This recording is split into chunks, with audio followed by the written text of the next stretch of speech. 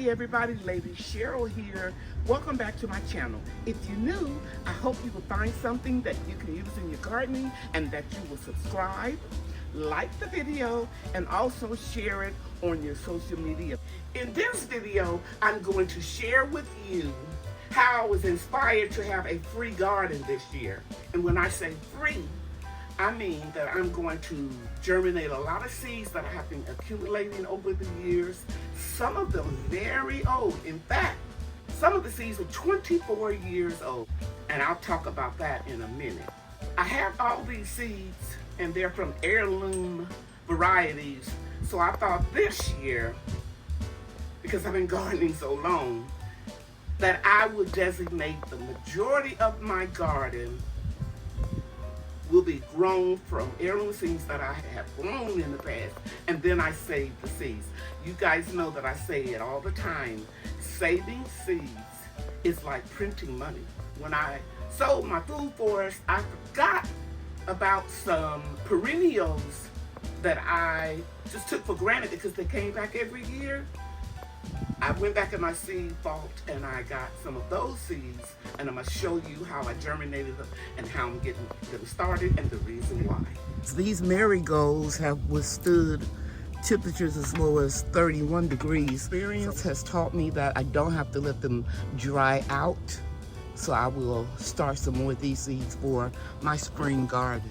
You can see I use my harvest basket a lot. So I put those marigold flowers there, and then I'm taking them into the house. Hey guys, it is very easy to save seeds. All you have to do is just pull the seeds from it. See all those? And all you do is just separate them from the little stem. And that's it. Marigolds will germinate very fast. And you don't even have to let them dry out. Now, if this was the spring or the summer, I would just sprinkle these seeds into my garden beds and my containers. 4 days for the marigold seeds to come up. After a couple of weeks, I potted them up into some solo cups. Here are some of the marigolds that I potted up, and some of them I put into this red party cup, and I'll show you how I put holes in the cup in a few minutes. And some of them I put into this clear party cup, and with drainage holes at the bottom or at the lower side, and that way when I water them, I don't have to water the top of the surface. I can just add a little water in about 1 inch to the bottom of the shoebox. Let me move back so you can see better. And then that way I can keep fungus from growing or fungus gnats from landing and breeding on the soil surface. These marigolds will stay in these party cups until I transplant them outside. You can see a few weeks later how large the marigolds seeds, how they grew into seedlings, and then I potted them up, of course, right here and made them into transplants. So this will stay in this container until it's time for them to go outside. Here are a lot of the marigolds, and I'm succession planting so they all won't have to be potted up at the same time. Here's one over here with the zinnias. Got it, Brian? Mm-hmm. Glad school is out today, Monday. Okay, I think it's February 3rd. We'll put the date in there. Let me just show them some more marigolds. Up here I have some more that I succession planted so that I wouldn't have so much work to do at one time. And by the way, I'm going to grow more marigolds than what you see here. I'm going to direct sow them after the last frost or freeze. The next seeds I want to share with you are called cone flowers or echinacea. I started them January 21st. They are perennials, and I'll insert some pictures right here of these cone flowers where I collected the seeds, and I'm going to put them outside as soon as we have our last frost. These are dianthus. I collected some of the seeds outside. Some people call them Sweet Williams. And these are dianthus. I collected some of the seeds outside. Some people call them Sweet Williams. And I know how they grow. They grow better, in my opinion, in clusters. In fact, I got some for $1 in a 4-inch pot from Lowe's, but there were several plants in one pot. So that's why I put a lot of seeds in each sale here. Now this one right here, this is a beefsteak tomato from 2015 that I collected the seeds. Okay, 2015, they're getting some of their second leaves on now, and in about another week, they will get potted up. Now I'm gonna show you a few beefsteaks over here. I planted these a few weeks ago, and I think I only have 3 of them. I only could get 3 of the seeds to germinate in that pack like I have over here. Okay, but I'll have more beefsteak tomatoes when I pot those other ones up right over here. Okay, there is a Dwarf Tiny Tim tomato that I've been sharing with you all that I grow hydroponically in my systems, right? And it's a cherry tomato.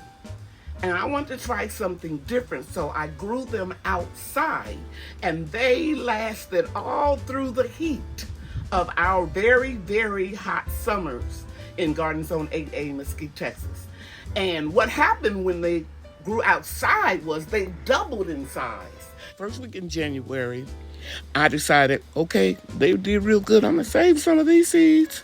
So I brought them inside. I just rinsed them really good to get that little coating that's around the seed that's kind of like a jelly-like texture.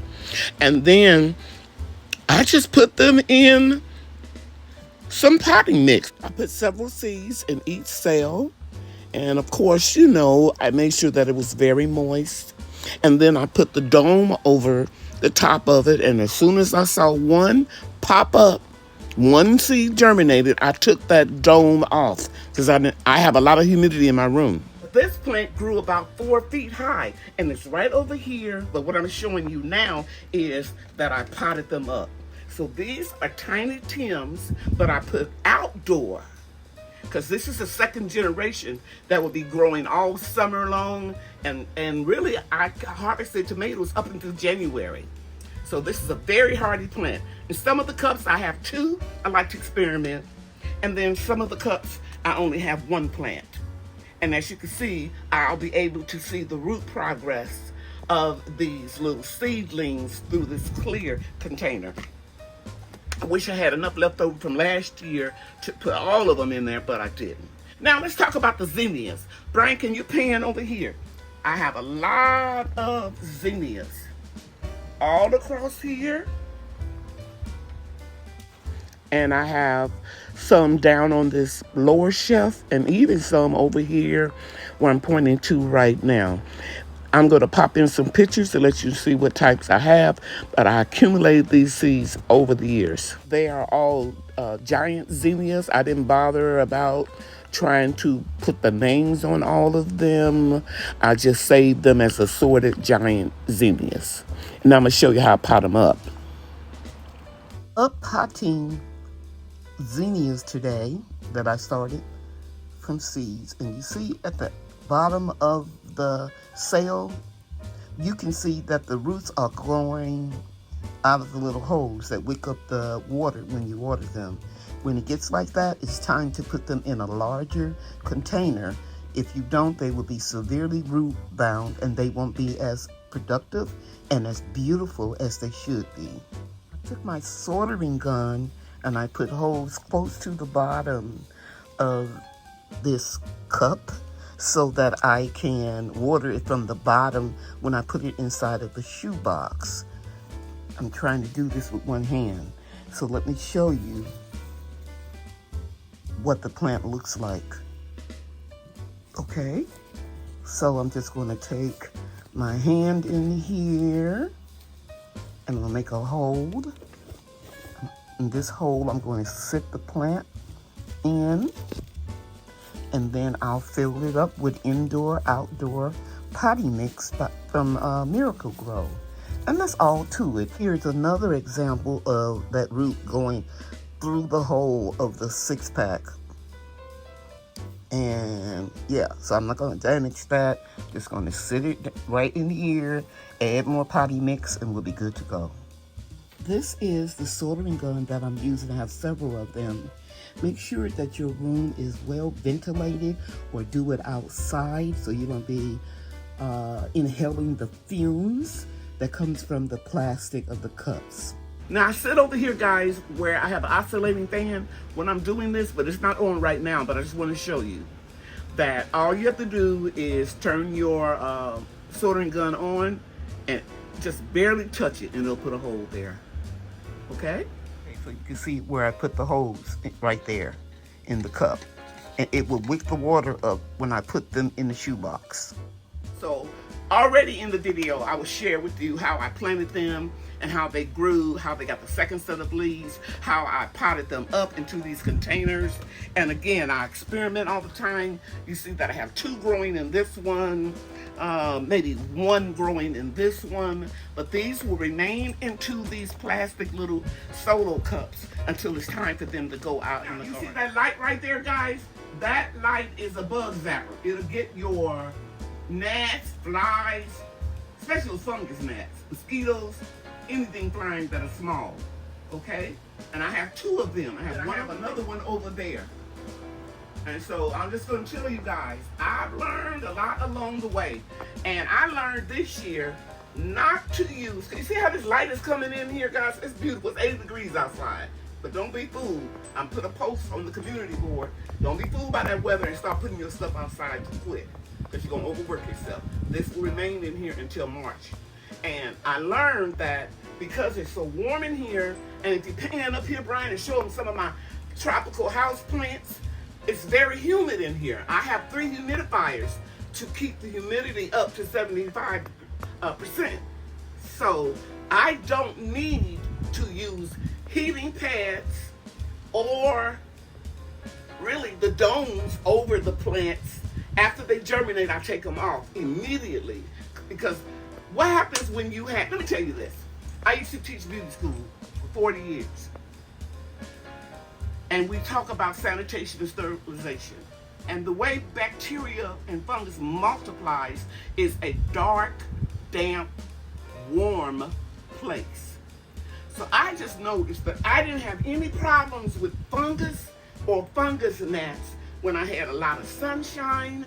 I watered everything from the bottom, and I kept the humidity up so that I didn't need to put the dome over the, let me show you.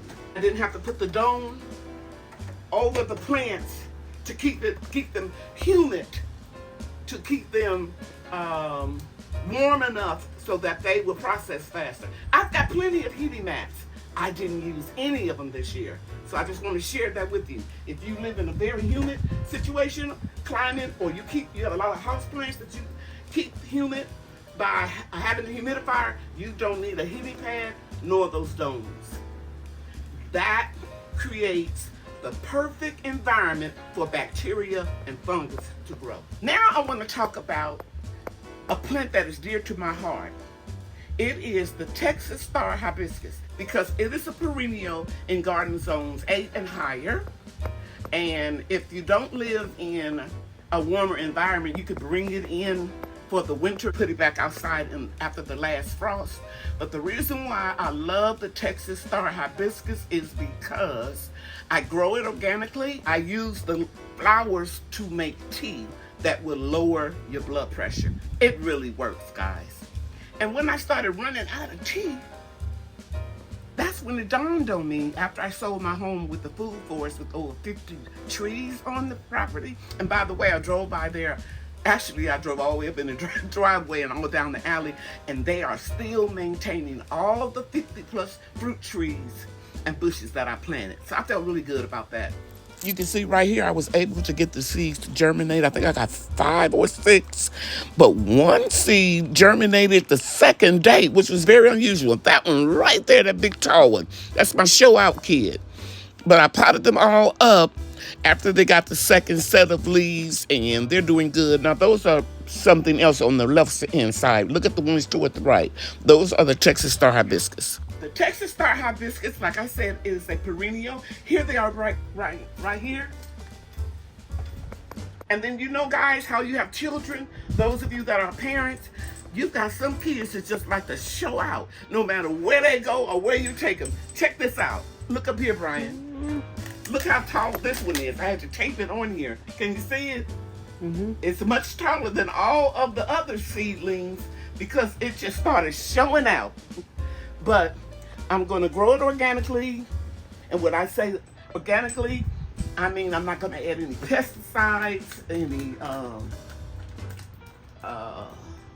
chemical fertilizers, that type of thing. And the reason why I attached this here, in case I come by here and shake this, I don't want it to just fall off so easy. Okay? So that's the Texas Star Hibiscus. I'm not a doctor, but my doctor told me whatever I'm doing to keep it up. The hibiscus tea, along with you watching your intake of salt, don't let things stress you out, taking medication if your doctor prescribed it for you, and take that tea. Drink some every day. The next one I want to share with you is called Datura. And Datura is a white flower that only blooms at night. If you look real close in this picture of the house that I sold, you can see the moonflowers at dawn. I took this picture in April, but the flowers bloomed and grew and got bigger, and they cover up that whole garden bed by May. It comes in a vine or in a bush. And here it is right here. Some very old seeds that I just discovered I had. And they are Datura. They are a moonflower that is a bush variety. You can see here that these seeds are 24 years old. Use this method, the paper towel method, but I'm not going to cover it with another piece of paper towel. I'm going to use a plastic cup, and you can see that this has been well moistened, and I'll let you guys know what happened. Today is January 6th, and I'm suspecting it's going to take a long time to germinate, but we'll see. I'm staying positive. Nothing fails but a try. After all, the seeds are free. And on the 6th of January, I put them in this little container. I just put a paper towel in here and moistened it and put the top back on it. And you can see here I have 2 of the seeds that are viable. If I can just get 2 to germinate, my experience in growing these flowers has taught me that they will multiply very fast. They bloom from dusk to dawn, and be careful if you plant these around your pets because they can be poisonous. I've already shown you how I found the seeds that I collected. I believe it's 2001. So these 2 seedlings I got to germinate. Can you see that, Brian? In close. There's one right here. It was the weaker one, and here's one right here. And those flowers are beautiful. And I haven't grown these in 3 years. So you can grow old seeds if you're patient. And I had to be very patient. Out of about 12 or 13 that I tried to germinate, I could only get 2. But you know what? These 2 plants, as they grow and produce those beautiful flowers, they will produce seed pods. And a lot of seeds will be in the seed pod. So if I can just get these 2 to stay alive and go through the transition of blooming all summer long, and then in the fall and the winter turn into seed pods, I'll get a lot more next year. Let me just stop and say right here,